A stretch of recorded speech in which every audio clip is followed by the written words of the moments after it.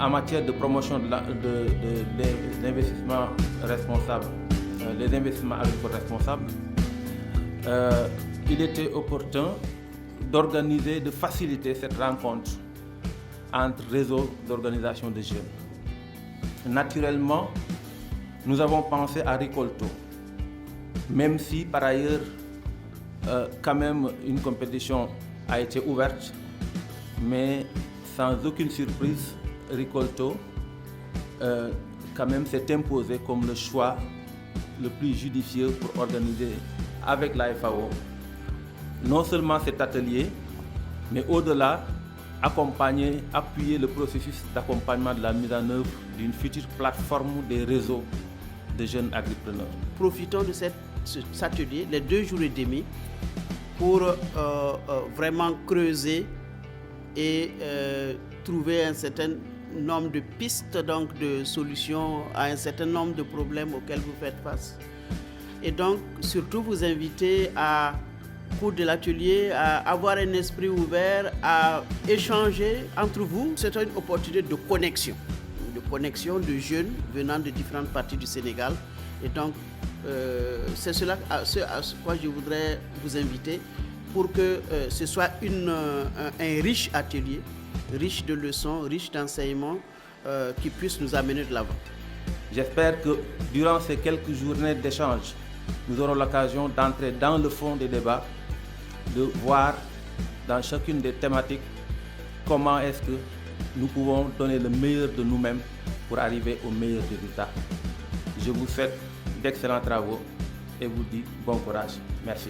Oumar Sy, expert emploi rural décent au niveau de la FAO Sénégal, par ailleurs coordonnateur national du programme Approche Pays Intégré de la FAO.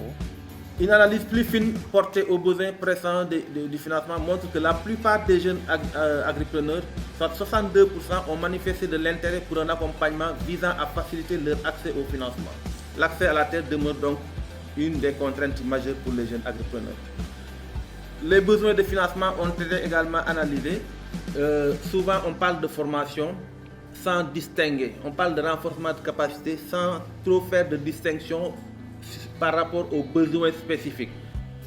Ces 2 ateliers qui nous réunissent, le premier visait à d'abord capitaliser un peu sur ces évaluations-là pour approfondir avec les jeunes un peu sur les thématiques qui ont été décelées, identifiées à l'issue de ces évaluations, les besoins, les contraintes, approfondir avec eux, systématiser ces besoins et ces contraintes. Je m'appelle Hamza Djahate, je suis agroforestière de formation et je suis ici à cet atelier en tant que représentante du réseau africain pour la promotion de l'entrepreneuriat agricole. On a acquis pas mal de connaissances lors de cet atelier. Et en tant que réseau, on peut dire qu'on avait déjà conscience des enjeux, des défis auxquels font face les entrepreneurs agricoles.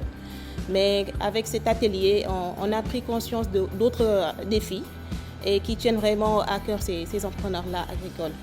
Mais en plus de ces connaissances-là, il y a eu ce qu'on appelle les investissements responsables. On a vraiment eu à être sensibilisés par rapport à ça. Et ces connaissances, je dirais que c'est important, étant donné que c'est quelque chose qui peut aider à booster le secteur agricole, à mieux atteindre l'objectif qui est visé, qui est la sécurité alimentaire. Je me nomme Ndongo Fall, j'habite dans le village de Kerbirouma, commune de Noto Diobass, dans la région de Thiès. Je suis membre de la Fédération nationale pour l'agriculture biologique, qui est elle-même affiliée au Conseil national de concertation et de coopération des ruraux du Sénégal. Cet atelier nous a permis de consolider les premières notions que nous avons eues grâce à la FAO sur les investissements agricoles responsables, c'est-à-dire les 10 principes qui sous-entendent un investissement agricole responsable. Ça nous a permis également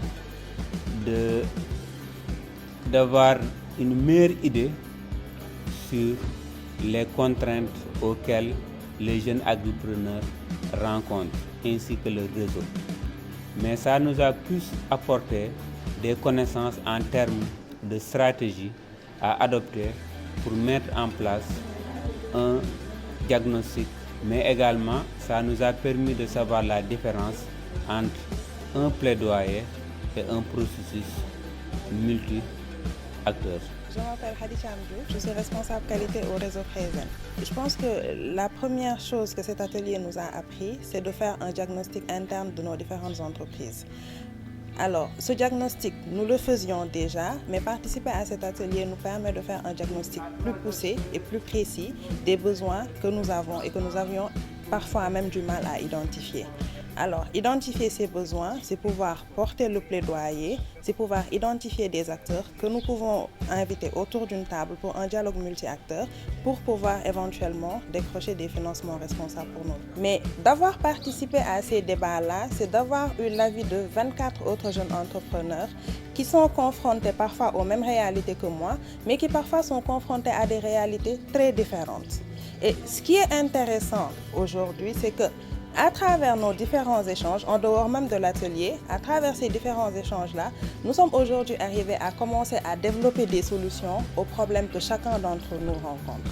Par rapport aux difficultés qui ont été relevées, nous avons vu qu'il y avait un besoin de faciliter l'accès à la terre, de faciliter l'accès au crédit, de faciliter l'accès aux intrants, de faciliter l'accès aux nouvelles technologies de l'information et communication et de faciliter aussi l'accès à l'eau productive. Je suis Ahmed Bamba Fall, coordonnateur de Yessal Agri, le premier agri-tech et agribusiness d'Afrique de l'Ouest. Et en collaboration avec tous les entrepreneurs et agripreneurs présents, vraiment nous avons pu un peu étoffer cette connaissance générale qu'on avait, la rendre beaucoup plus spécifique et nous pensons pouvoir être aptes à l'avenir comme tous les autres, pouvoir voir comment porter sur des thématiques bien données, le plaidoyer sur ces, pour faciliter en fait l'accessibilité à tous ces investissements et ces finances pour les jeunes agripreneurs. Un cadre stratégique harmonisé a été mis en place et il contribuera beaucoup à faciliter l'accompagnement de ce processus-là. Donc en termes de cadre référentiel, aussi bien pour les jeunes que pour les structures d'appui qui pourront mutualiser leurs forces, qui pourront ensemble travailler sur les thématiques proposées, identifiées par les jeunes. Donc ça, c'est vraiment une des perspectives majeures au sortir de l'atelier et en aval du processus d'appui que la FAO s'engage à apporter aux participants.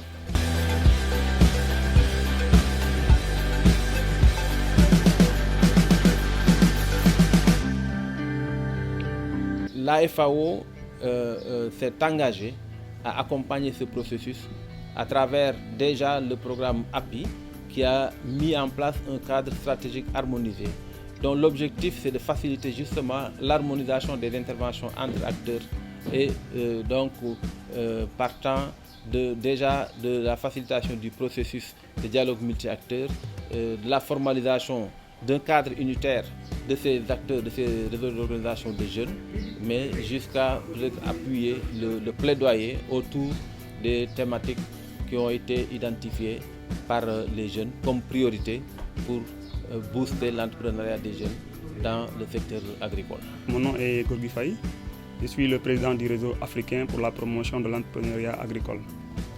Et pour le deuxième atelier qui nous oriente vers un dialogue multi-acteurs qui regroupe aujourd'hui aussi des instances de décision, notamment étatiques, et du secteur privé, qui composent également les institutions financières. Cela également nous a permis d'être en contact avec les décideurs qui prennent en compte et faire des présentations de nos besoins et d'avoir aussi un retour donc, de la part de ces institutions-là et de l'État pour mieux formuler nos besoins, mais également savoir aussi à qui s'orienter au niveau des différents secteurs dans lesquels on intervient. Les 2 derniers jours d'atelier, c'est vraiment des acteurs qui aujourd'hui sont influents dans la prise de décision pour régler nos problèmes qui sont présents à ces 2 jours-là. Donc aujourd'hui, nous sommes confiants qu'en continuant ce dialogue avec ces acteurs-là, nous pourrons réellement trouver des solutions aux différentes problématiques que nous rencontrons au quotidien dans notre travail. Je m'appelle Koura Gamdiouf. Je suis conseillère technique dans le cabinet du ministre de la Jeunesse et je représente également cet atelier. Nous avons beaucoup de niches de financement logées dans des départements ministériels. Et pour moi, la pertinence de cet atelier réside dans le fait que, avec tous ces ministères qui sont là aujourd'hui réunis, qu'est-ce qu'on peut faire ensemble? Quelle est la synergie d'action qu'on peut créer ensemble pour permettre à ces jeunes entrepreneurs qui veulent évoluer dans l'agriculture de trouver des interlocuteurs? C'est vrai que chacun veut s'asseoir sur ses prérogatives, mais à un moment donné quand même, le contexte et la réalité du moment exigent que l'on parvienne à avoir un lead qui assure la coordination de tout cela au profit de la jeunesse.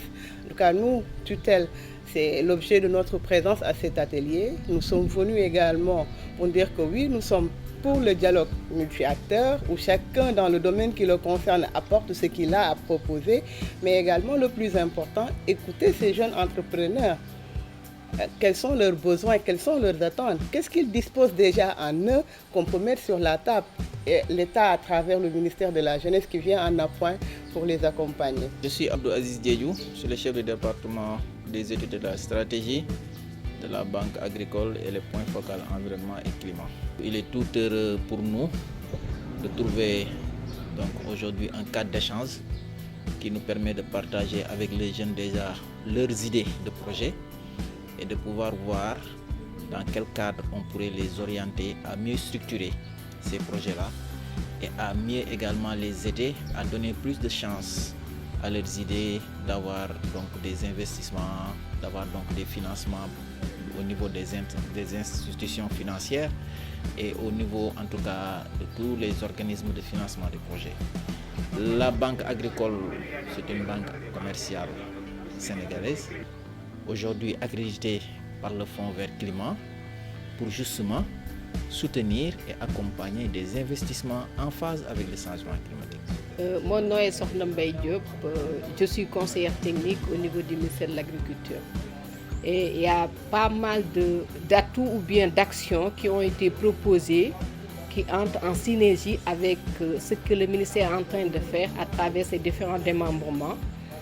Et là, quand même, des propositions ont été faites pour voir comment mettre en synergie donc ce que les jeunes sont en train de faire et ce que l'agriculture est en train de faire pour pouvoir vraiment les appuyer. On a des agences comme l'ANIDA qui accompagnent les jeunes dans l'agriculture. On a un nouveau programme, en l'occurrence AgriJeunes aussi, qui va accompagner 150 000 jeunes, y compris donc 10 000 agripreneurs. Donc ça va quand même permettre d'accompagner et de booster ce que les jeunes sont en train de faire présentement. Au niveau des financements, on a un fonds que l'on appelle le FADC qui accompagne donc les producteurs. On a demandé si on peut aller vers un système de quotas pour voir comment mieux prendre en compte les préoccupations des jeunes, mais aussi au niveau des autres outils de gestion foncière aussi, comme les chartes de bonne gouvernance foncière au niveau des collectivités locales, de voir comment mieux prendre en compte les préoccupations des jeunes à travers un système de quotas aussi, mais aussi au niveau des commissions domaniales, parce que c'est là vraiment où se fait les affectations. Donc, et les organisations de jeunes, on a demandé que les jeunes veillent à ce qu'ils soient bien représentés à ces instances-là pour qu'ils puissent prendre en compte leurs préoccupations. Cheikh Tidiane Mbaye, expert agroéconomiste au bureau de mise à niveau. C'est pratiquement eux qui mènent les débats. On est en train de réfléchir sur des problématiques qu'ils ont eux-mêmes identifiées, avec des possibilités que chaque acteur dans son domaine d'activité puisse apporter en tout cas des solutions. Et là, je pense que c'est déjà un début d'appropriation des résultats qui seront sortis de cet atelier-là. Appropriation par les acteurs eux-mêmes, je veux dire les responsables d'entreprise. L'initiative, c'est aujourd'hui d'aller résolument de continuer dans cette lancée-là, qui est celle de la synergie, de la convergence des activités, pour pouvoir apporter le meilleur appui possible aux jeunes. Donc c'est un grand merci à la FAO d'avoir permis à ces jeunes-là de se rencontrer, de partager leur expérience, mais surtout, et moi je pense que c'est le plus important, d'avoir pu commencer à trouver des solutions à leurs différents problèmes. Et pour Ricolto, on va dire que vraiment c'est des mots aussi de remerciement On a vraiment été satisfait d'autant de professionnalisme, également d'autant de compétences et d'organisation lors de cet atelier. Personnellement, et je parle aussi au nom du réseau, on est vraiment satisfait. Ils nous ont donné cette capacité d'avoir cette compétence-là de plaidoyer leur cause afin de pouvoir vraiment les satisfaire. Nous sommes heureux d'avoir participé à cet atelier déjà, qui d'une certaine manière, au sortir, nous permet de mieux saisir l'aspect du dialogue multi-acteurs et du plaidoyer, qui ne doit pas être juste une prise de position et une prise d'action, mais elle doit aussi avoir en amont des ateliers où il y a une interaction avec divers partenaires, divers parties prenantes, où il faut savoir jouer le rôle du modérateur pour pouvoir accéder à un ensemble d'actions. Au sortir de ces ateliers, nous nous estimons très satisfaits des résultats. Vraiment, d'abord, je voudrais commencer par saluer la participation active de l'ensemble des acteurs, d'abord des jeunes agripreneurs qui très vite ont compris les enjeux et ont contribué à approfondir, comme cela a été attendu du reste, la réflexion autour des thématiques donc liées à l'entrepreneuriat des jeunes.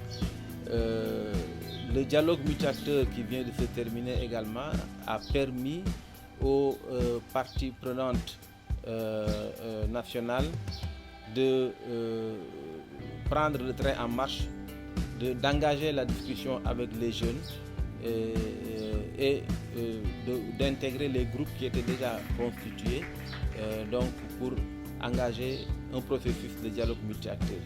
Nous, jeunes, nos voix comptent.